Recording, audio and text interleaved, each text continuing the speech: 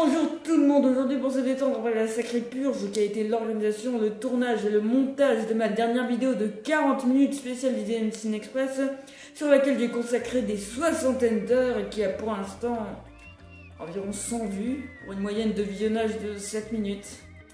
On va dire que c'est convaincant. Et de toute façon, vous avez des difficultés pour vous concentrer. Je vous souhaite néanmoins la bienvenue dans ce troisième film en vrac. Vous commencez donc à avoir l'habitude.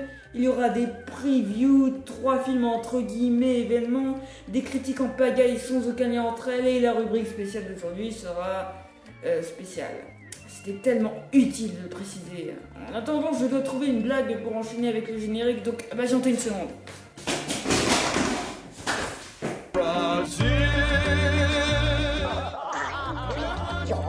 Milkshake.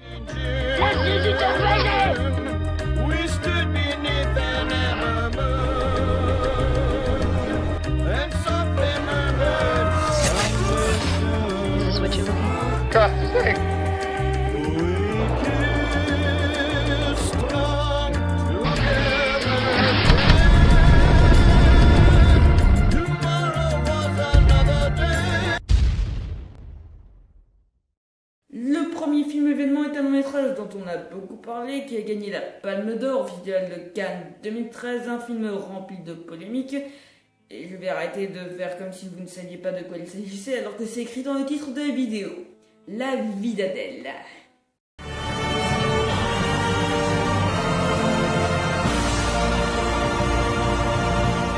La vie d'Adèle, je ne suis pas allé le voir parce que c'était une histoire de lesbienne. Je suis allé le voir parce que c'était la Palme d'Or 2013, tout simplement.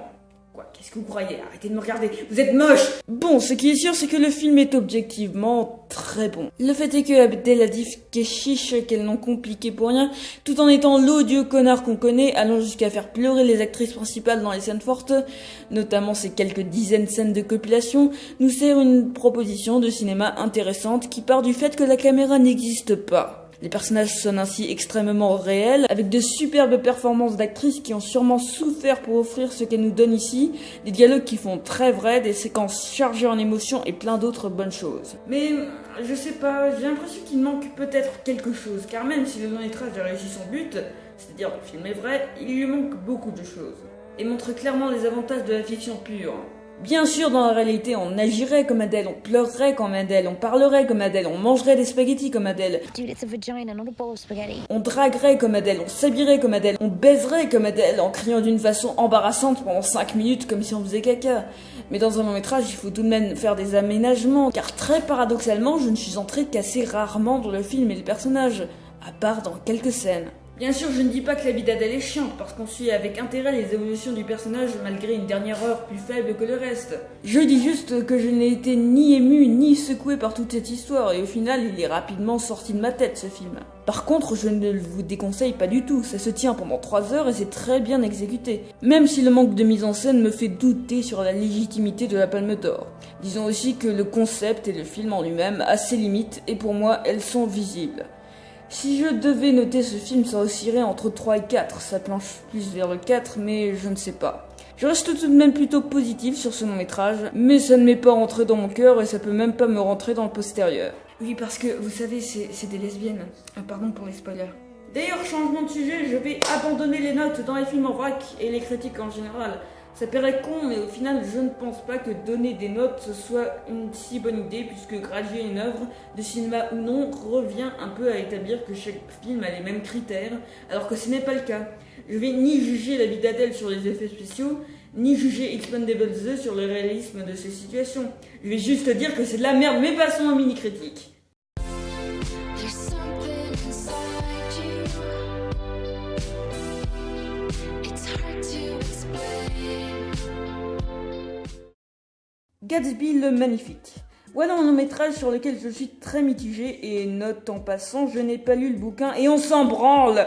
Mais bref, le film a un assez bon potentiel avec des visuels plutôt sympathiques, une bonne réalisation qui rattrape la bande son de merde, mais au final quand la dernière demi-heure arrive, l'histoire s'essouffle un peu et on se rend vite compte que celle-ci est un peu vide, tirant des morales confuses et ce malgré une virtuosité toujours visible à l'écran ainsi que quelques très bonnes scènes. Peut-être était-ce mieux traité dans le livre tout en vous rappelant que bon, on s'en branle, Mais en tout cas, ce film aurait pu être bien mieux vu ce qu'il affichait comme qualité, c'est-à-dire de superbes acteurs, une très bonne réalisation, etc. Moi moche et méchant 2, après un premier volet tout mignon et rafraîchissant, voici qu'arrive la suite des aventures de Gru, ex-méchant maintenant père de famille qui va découvrir l'espionnage et l'amour. Bien sûr, certains gags ne feront peut-être rire que vos petits frères et sœurs, Bottom. mais l'ensemble est toujours aussi divertissant et inoffensif pour les petits et les grands, avec un scénario pas forcément très recherché, mais une animation toujours remarquablement jolie et rythmée qui installe un véritable timing dans l'humour et l'action. Désolé. No pain, no gain.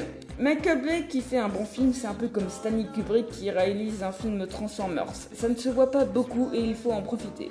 Car oui, Pain and Gain, fuck le titre français, est un excellent long métrage où Bay ne change pourtant pas de style, mais fait de son cinéma un bon cinéma. Avec ses habituels héros débiles, il dénonce cette fois la futilité d'un rêve américain.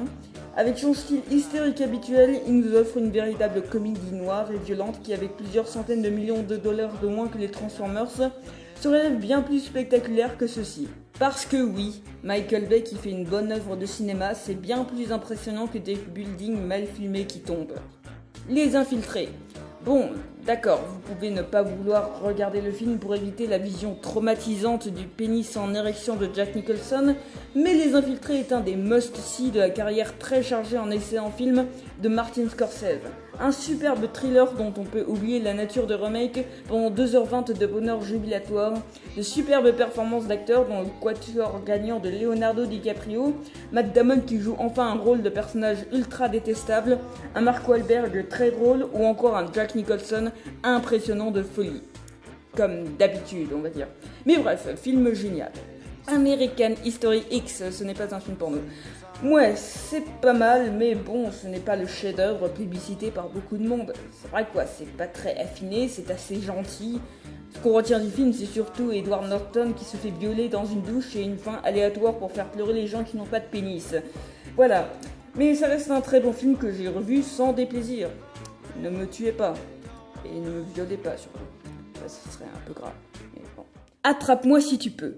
Cet excellent film de Spielberg, que le titre français fait une fois de plus passer pour un joli film érotique, raconte l'histoire d'un sacré opportuniste joué par Leonardo DiCaprio, encore lui, et ayant réellement existé. Pourchassé par un chasseur effréné de faux chèques au FBI interprété par Tom Hanks, et si les faits relatés dans le long-métrage ne collent pas tous à la réalité, c'est surtout en son honneur puisque Attrape-moi si tu peux, on devient une œuvre très fluide, très divertissante, nageant constamment entre la comédie et le drame, et qui malgré quelques défauts est génial à regarder, avec en bonus un Christopher Walken toujours aussi spécial. Two little mice fell in a bucket of cream. Mais bon, pour moi ça n'ira pas plus loin qu'un film excellent à regarder, pas un chef-d'œuvre.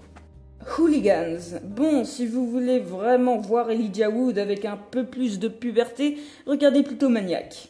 Après, c'est pas totalement nul, il y a des trucs bien, mais ça reste oubliable et totalement inoffensif. Cowboy et envahisseur. J'ai payé pour voir ce film au cinéma.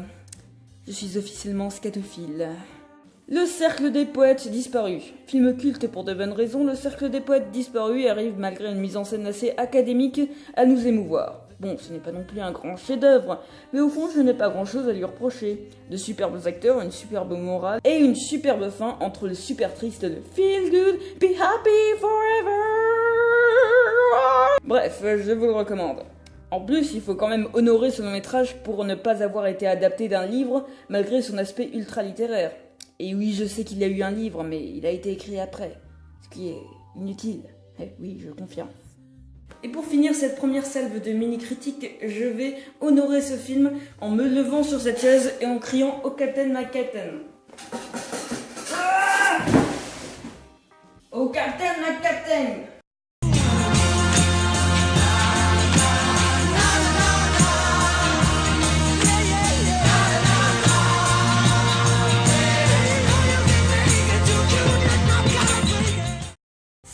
Ou presque. Quand le cinéma français ressemblait au cinéma américain, ça donne ça. Bon, un film qui peut paraître pas trop ragoûtant, ou presque, puisque ça a pas l'air aussi dégueulasse que ça, et bon, faut jamais se baser sur des trailers, n'est-ce pas? N'est-ce pas? Non? D'accord. La vie rêvée de Walter Mitty, n'étant pas particulièrement fan ni de Ben Stiller, ni des effets spéciaux montrés dans le trailer, ni du cliché qui casse du mec qui répond à la fille alors qu'elle lui parlait pas. Hey! Hey! How was your weekend? An awesome weekend.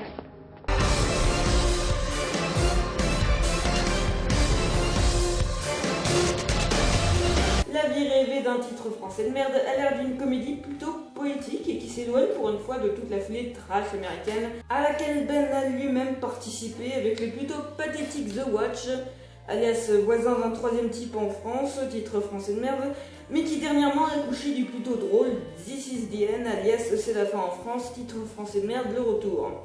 Pour revenir au sujet, le long métrage a l'air très gentil et inoffensif, donc même s'il est mauvais, ça sera toujours un bon joli petit film à voir. Saint-Laurent, c'est ce que vous voyez, c'est un biopic sur Yves Saint-Laurent. Le seul problème, c'est que je m'en branle comme de ma première femme de ce mec. Peu importe s'il a sauvé des milliards d'Africains, peu importe s'il a créé Internet, je m'en branle. Même pas littéralement. I, Frankenstein. Oui, voilà qu'on essaye de remettre au goût du jour la créature de Frankenstein. Parce que oui, c'est le docteur qui s'appelle Frankenstein, pas la créature. Pas être con.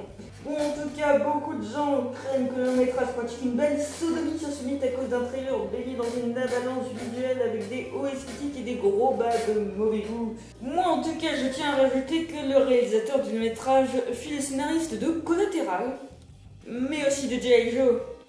Il a écrit 30 jours de nuit, mais aussi Australia. Aïe aïe aïe, Frankenstein. La Pantérette. La Pantérette. Film d'action entre guillemets à l'ancienne avec dans le casting Sylvester Stallone et Arnold Schwarzenegger. Ça me rappelle un autre film un peu pareil et qui était bien merdique. Attendez une seconde, je vais le chercher. Expendables 2, je vais te chercher. Expendables 2, je vais te chercher, je vais te tuer. Ah, tu dois te cacher là, Expendables 2. N'aie pas peur, je vais juste te crever les yeux avec mon pénis. Stop, arrête-toi là, arrête de harceler ce film. Il ne mérite pas ce traitement, il n'a aucune ambition. Désolé mec inconnu qui porte les mêmes habits que moi. Quand un film m'insupporte, fait n'importe quoi avec une fausse dérision et m'ennuie profondément, j'ai juste envie de le voir souffrir. Mais il y a des films plus terribles que ça, comme Kick-Ass 2, Mais tu sais quoi? J'aime m'attaquer à des profs faciles, qui ne contre-attaquent pas. Un peu comme toi en fait. Tu ne risques pas de contre-attaquer avec ton pistolet en plastique. C'est vrai ça? Monsieur Preview, vous avez pris votre pilule aujourd'hui? Monsieur Preview? Non. Appelle-moi plutôt...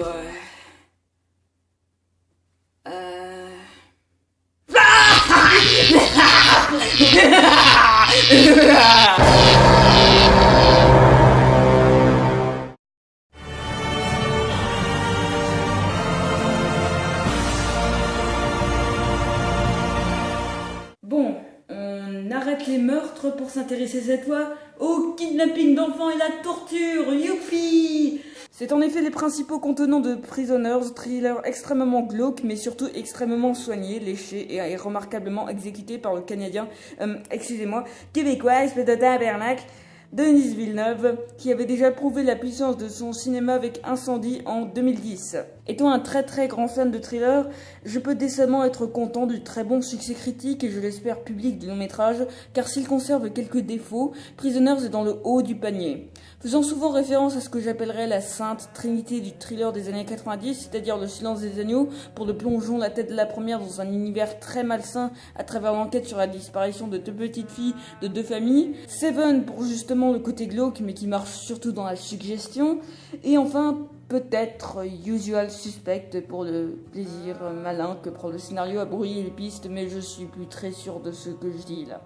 En tout cas, cela me servira de transition à un des défauts du film. Un dernier acte plutôt confus puisque la multiplication des pistes précédemment ainsi que l'assemblement d'informations ou de révélations finissent par rendre le spectateur un peu confus. Mais ce n'est qu'un des rares problèmes de ce thriller très noir qui joue avec nos émotions en brouillant les limites morales et contient d'excellentes performances d'acteurs acteurs, dont un Hugh Jackman que j'ai trouvé extrêmement touchant. Pour finir, je dirais que j'ai enfin trouvé ces sensations jubilatoires qu'on peut avoir dans certains très bons thrillers, notamment dans les années 90, dans une enquête qui nous fait vibrer, une histoire noire mais parsemée d'espoir, mais surtout dans un visuel souvent incroyable, avec une des plus belles photographies de 2013 et une mise en scène sans faute. Ce film va rester prisonnier dans votre tête pendant longtemps. I know you know where they are. Where's my daughter?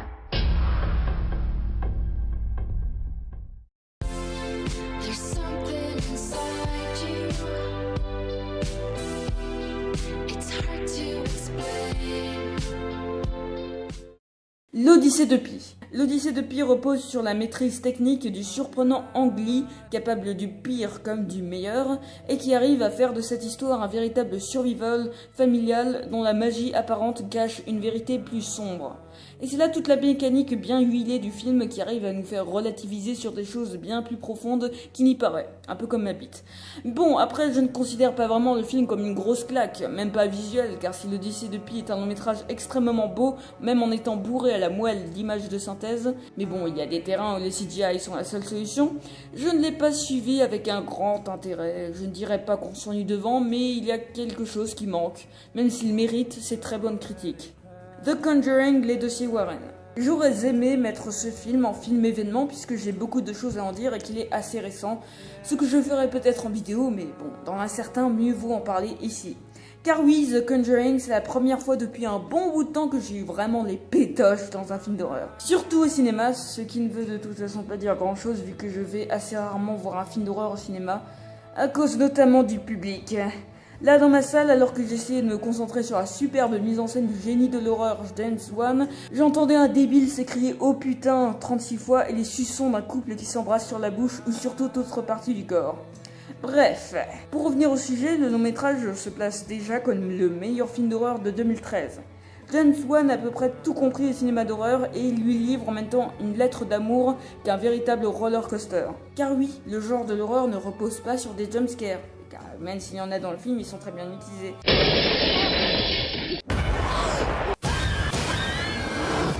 Mais sur la compassion. Si on se fiche totalement des personnages, on n'aura pas peur avec eux. On s'attache ainsi à cette famille dont le bonheur est troublé par un démon qui hante les lieux, et surtout à cette mère qui devient de plus en plus possédée par celui-ci. Scénario basique mais exécution magnifique, avec la très bonne utilisation de peurs ancestrales comme celle de ceux qui se cachent dans le noir et nous observent, de ceux que l'on ne voit pas mais essayent de nous tuer. Ajoutez à cela un casting excellent avec une Vera Farmiga sublime comme toujours et qui était d'ailleurs dans Les Infiltrés, une Lily Taylor touchante et plein d'autres. Pour en finir, je dirais que je suis pour une fois très content du gros succès d'un film d'horreur puisque là c'est du très haut niveau. Je répète beaucoup de fois le mot très mais on s'en fout. Hunger Games. Bon d'accord, c'était pas forcément le long métrage de l'année, et il ne faut pas oublier ses très nombreux défauts, comme par exemple la mise en scène souvent assez mauvaise, malgré un design général sympathique sans être extrêmement original, des acteurs moins bons que des autres, l'histoire prévisible, les triangles amoureux moyens ou encore les invraisemblances psychologiques. Mais de toute façon, c'était dans le bouquin, donc s'il n'avait pas respecté le truc, tout le monde lui aurait crié dessus. Mais Hunger Games reste moins nul que ce que les gens veulent faire croire et nous livre au final un bon début de saga en espérant qu'un meilleur réalisateur se sera occupé de la suite qui sort bientôt. Ouais. White House Down. Un film tellement banal dans la production de blockbuster que je ne l'ai même pas mis en tant que film événement alors qu'il est sorti il n'y a pas très longtemps. Mais parce que voilà, je ne vois pas où est l'événement dans cet étalage de scènes d'action mal filmées et aucunement impressionnantes ou jouissives, d'images de synthèse aussi moches que cet homme, témoignant d'autant plus du manque de soins dont a profité ce film. Tout cela ajouté à un duo d'acteurs principal qui ne ressemble à aucun moment à un duo, un scénario qui se prend pas trop mais déjà trop au sérieux, bref, comme assez souvent Roland Emmerich fait de la merde, et j'ai de plus en plus de mal à croire que des gens puissent croire que ce mec soit un bon réalisateur. La syntaxe de cette phrase est très désordonnée, c'en est presque érotique. Allez, maintenant c'est parti pour la rubrique spéciale de cette vidéo, qui est pour cette fois un top 3 des... un mini dossier sur... Vivien numéro 2, t'aurais pas une idée pour la rubrique spéciale? Un top 3 des scènes de sexe. Non. Un top 3 des scènes de sexe. Non. Un mini dossier sur la zoophilie au cinéma. Non. Une rétrospective sur le caca. Eureka! Au cinéma, le caca est une nourriture raffinée impliquant des heures de soupe. Non, sérieusement, t'as pas mieux comme sujet? J'ai trouvé.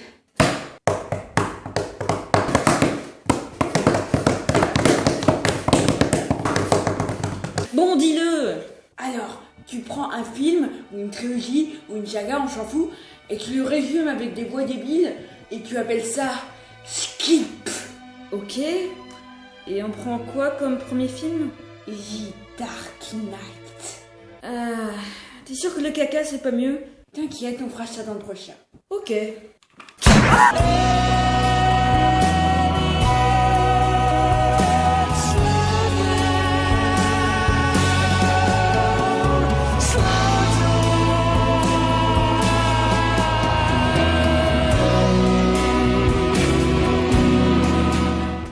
Aujourd'hui dans Skip, The Dark Knight. Ah, personne ne trouvera suspect un mec immobile habillé en clown avec un masque à la main.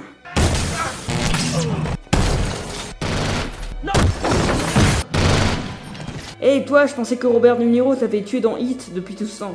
La discrétion! Pendant ce temps, à Gotham City. Monsieur, je dois vous administrer un PV. Quoi? Batman, le Joker, a volé plein de billets. Où sont-ils? Mesdames et messieurs, ce monsieur s'appelle le Joker et il vient vous rendre une visite amicale. Ce fut intéressant. Pendant ce temps, chez Bruce Wayne. Connard, y a que moi qui ai le droit de la baiser. Bonjour, je cherche un justicier extrêmement beau, musclé et fort. Coco. Je voulais voir Superman, mais bon. T'inquiète, tu pourras la baiser quand elle sera morte. Ouais, toboggan. Ah oui, c'était un très bon film, ça. Ah, rien ne va se passer ici.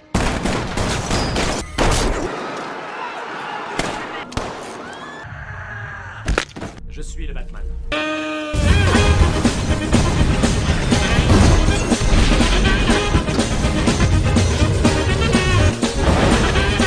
Pourquoi j'ai dit ça?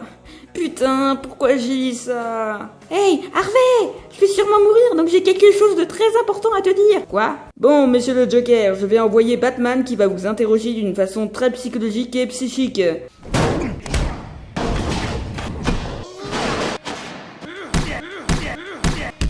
Où sont-ils? Oh non, pas vous! Non, non, non, je n'accepte pas vos avances, je ne suis pas homosexuel. La sodomie, ça me fait très mal. Arrêtez, arrêtez, ne me prenez pas, non! Harvey, la chose importante que je voulais te dire, c'est que... je suis ta... J'ai même pas pu la baiser. J'ai même pas pu la baiser! Pendant ce temps, à Gotham City. Je me déguise en infirmière, tralala, je fais exploser des hôpitaux, tralala. Pendant ce temps, dans les tourments de Harvey Dent. Putain, j'ai pas pu la baiser! Calme-toi, Harvey. Bouh. Et oh, je rigolais. J'étais pas vraiment mort, en fait. Faut d'abord attendre le 3e épisode pour ça. Mais cette fois, vous êtes sûr que ça sera pas une fausse mort, hein? Mais non, je vais quand même pas en profiter pour faire des enfants avec Anna Tawai non plus. Alors, t'as trouvé ça comment? Je suis mort! Ah oui, c'est vrai.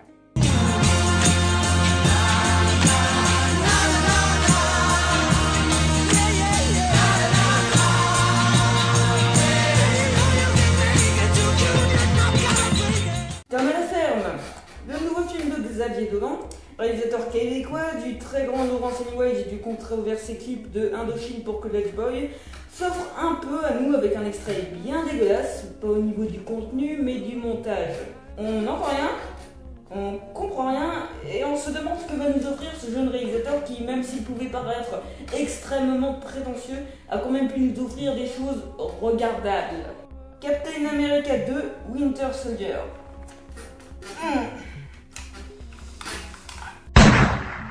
Out of the Furnace. Christian Bale a-t-il enfin appris à bien jouer en dehors de ces belles exceptions que sont les Batman de Nolan ou Fighter? Nous le découvrirons tous ensemble dans ce thriller qui s'annonce plutôt bon par le réalisateur de Crazy Earth, film que j'ai pas vu mais c'est pour info, et avec un sacré casting. Christian Bale, Woody Harrelson, Casey Affleck, non pas celui qui a réussi sa carrière, ça c'est Ben Affleck, l'autre, Forest Whitaker qui revient du majordome, cette sacrée gueule de William Dafoe et d'autres. En tout cas dans le trailer, ça rigole beaucoup au début. Ça frappe après et puis à la fin ça tire. Donc ça a l'air cool.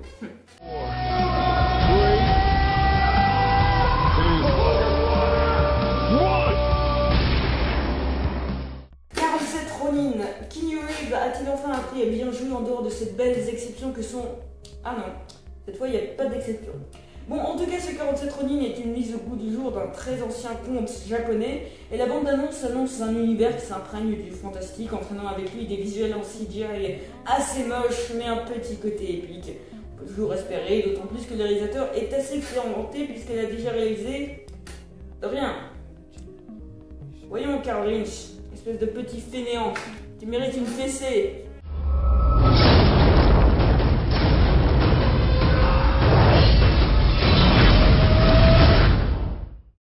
Days of Future Past. Bon, je sais que j'en avais déjà parlé dans mon épisode spécial, 50 previews de films à voir, voilà. Mais je me basais sur un simple teaser qui ne montrait absolument aucune image de film, donc maintenant qu'une véritable bande-annonce de 2 minutes est arrivée sur la toile, il faut que j'en parle. Et bien malgré le montage très anarchique et un peu bizarre du truc, il donne plutôt envie, d'autant plus qu'il voit enfin le retour de Bryan Singer dans la franchise, après une succession de X-Men au choix merdique, au choix très mauvais, je dois le revoir, au choix très moyen, et au choix je l'ai pas vu, donc merde. Et avec en plus un scénario aussi bizarre qu'original, prévoyant des voyages dans le temps, on ne sait comment, mais bon, carpe diem. We need you to hope again.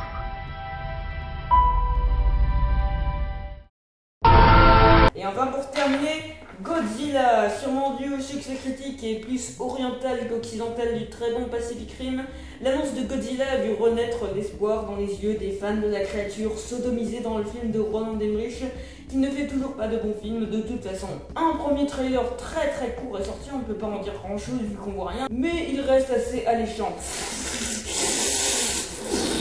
Ce bruit bien dégueulasse venait signifier mon allèchement. Au revoir.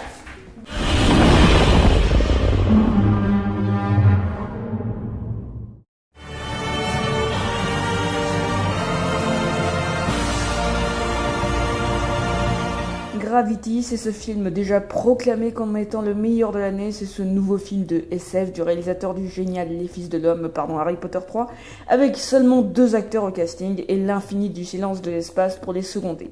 Mérite-t-il sa réputation? Eh bien là, j'ai presque envie de dire oui, presque. Gravity, c'est un mastodonte virtuose dont les plans séquences s'allongeant à l'infini viennent non seulement servir un spectacle total, mais surtout de vibrantes émotions. Gravity, c'est une expérience à vivre absolument sur grand écran pour être soufflé par une bande sonore magnifique et par la vision la plus réaliste de l'espace jamais tournée. Gravity, c'est ce genre de long métrage où on se demande comment on ait pu le tourner, ce genre de film que je conseille pour une fois de voir en 3D, même si c'est toujours un peu inutile, et que ça vous oblige à mettre des lunettes lourdes et payer 10 000 € en plus, mais ça ajoute encore plus d'immersion. Certains se demanderont alors pourquoi tout le monde se déchaîne à dire que ce long métrage est un putain de chef-d'œuvre, mais c'est tout simplement parce que c'est juste puissant. Quand on regarde le film, on n'est pas juste en train d'admirer les fantastiques images, on est juste absorbé par ce qu'il se passe, par l'angoisse, par le silence, mais surtout par cette histoire qui part d'une forme très simple mais qui cache pourtant une écriture assez intelligente pour instaurer des moments très intimistes, tout comme des scènes de catastrophes cauchemardesques et qui nous font nous rendre compte autant de la beauté de l'espace que de ses dangers. Si tu lâches une seule corde, tu dérives dans l'infini pour l'éternité. Gravity, on peut donc autant le voir comme un survival très angoissant de l'espace que comme l'histoire de la renaissance d'une femme, incroyable Sandra Bullock, qui avec l'aide, notamment spirituelle pour ne pas spoiler, de George Clooney va réussir à trouver la force de sortir du vide de l'espace pour se reconnecter avec la Terre. Bien sûr, avec ça, il y a aussi des défauts, comme un plan final qui aurait dû s'arrêter plus tôt, ou un petit manque de quelque chose par rapport à l'autre chef-d'œuvre de Quaron, alias Les Fils de l'Homme. Mais c'est juste incroyable, sidérant, bon, une belle claque de SF que je me suis pris, comme pour Snowpiercer que je chroniquerai dans une vidéo entière. En attendant, je ne retournerai plus jamais dans l'espace. À part en revoyant le film.